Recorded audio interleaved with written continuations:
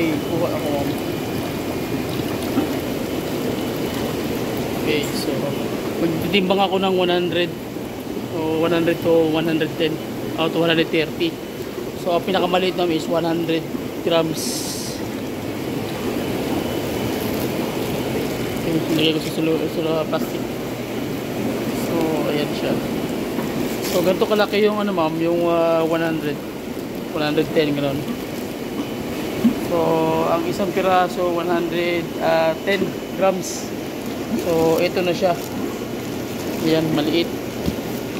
Yan po yung ano, ma'am, yung laki ng size ng ano, ng eel. Ganito kalaki. Ito karamihan ngayon dito na ano, na halos lahat ganito kalalaki. Pero may ano, halo-halo naman siya, may 130, may 120. Tulad dito mga 120, 130 ito. Ano. So halo-halo naman siya, ma'am. Pero ito ibibigay ko sa iyo, itong may malalaki. So dito naman halo-halo din, pipilian pa rin yung 100 grams. Pero karamihan dito 100 grams. Pero dito may malalaki pa rin dito, ayan oh. So ayan. Ang gagawin niya, ma'am, ikuha lang, i-general lang siya para ano, tawag yan. Basta ito yung pinakamaliit na size ng 100. Oo.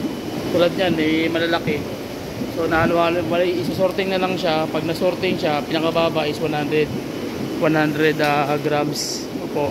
Kasi baka dumating niya magulo kami 100 grams. So yun po yung ano, yung pinakamaliit na masasali kung halimbawa ma-okay yung order. So ito halos lahat puro 120 and then 100 ang pinakamababa.